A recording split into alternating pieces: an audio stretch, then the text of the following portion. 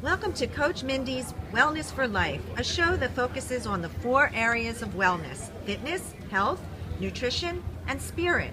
I'm Coach Mindy, and together with SNJ today, we're bringing news and views about wellness to the South Jersey area and along the shore on Station 26. Today we're talking to McLeod, a competitive bodybuilder who is competing at the Europa Sports and Fitness Show in Atlantic City's Convention Hall. Welcome, Ian. Hi, Mindy. How you doing today?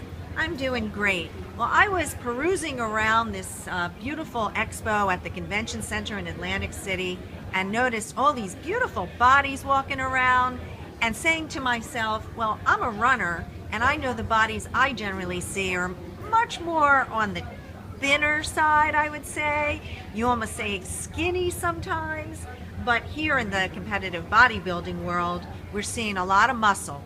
So, first of all, how did you get started in this competitive bodybuilding world? I started competing a couple years ago. Now, I'll just take it back in time a little bit further than that. When I was in high school, I was an athlete, but I was very skinny. I was a swimmer. And I said, you know what, I want to gain some muscle. So as much as I loved swimming, I learned that lifting weights would be the best way to do that and eating a proper diet. After a couple years of doing some weightlifting, I did gain enough muscle where I was ready and comfortable enough to enter my first bodybuilding show in 2010, and that was actually here in Atlantic City, and that was also the last time Atlantic City held a contest. Well, we're glad to have the show back, and for you being a local resident to be competing here. I know that you reside now in Ventnor Heights, so are you using our beautiful boardwalk, beach, and ocean to do some of your training, which I'll get to in a moment? Absolutely. One of the things I do incorporate besides weight training is what's called cardiovascular work. And a lot of that I will go to the boardwalk, for instance, and do. Whether that's just taking a nice long walk or a bike ride or just going out on the beach and maybe going for a quick swim. I do love utilizing and living in this area and having everything it has to offer. It certainly does, Ian. And because your training as a bodybuilder is so different from, let's say, a competitive marathoner, what can you tell me about a typical training day for you in terms of your training, and then also we'll touch upon your nutrition? Okay, absolutely. Now, bodybuilders go through 2 phases, one of which is the off-season, and the other right now that I'm in and I just completed was called pre-contest. So it's about 12 to 16 weeks before a bodybuilding contest. You take the time to get ready for it. During that time, we do increase the amount of cardiovascular work that we do. We are weight training year-round, however, the cardio does increase. So the training would typically be for me like this, getting ready for a contest. Upon waking in the morning, I will do cardiovascular work for 45 minutes before I even eat. And that may be at the gym on the step mill, or that may be out on the boardwalk, doing some type of cardio there. Later in the day, I will go to a fitness facility and I will lift weights for approximately an hour and a half. If I feel later at night I want to do another 30 minutes of cardio, I might. So quite a bit. So quite a bit of training, and then quite a bit of food as well. Can you tell us a little bit about like how many meals you eat a day and what that might be when you're talking about protein, carbs, and fat, and how many calories that might add up? Sure. Add up to. So again, I'll just make differentiate here. Bodybuilders do have what's called an off season where we will eat more calories, and then pre-contest. I'll focus on pre-contest for today to get ready for a contest. When we are pre-contest, we will lower our calories. Protein remains very high. Our carbohydrates, typically mine at least, are moderate, and my fat is low. The main thing that all men and women do that compete in bodybuilding is eat 6 meals a day, 6 to 7 small meals throughout the day. Each meal, though, is very healthy. They're not large, gigantic meals.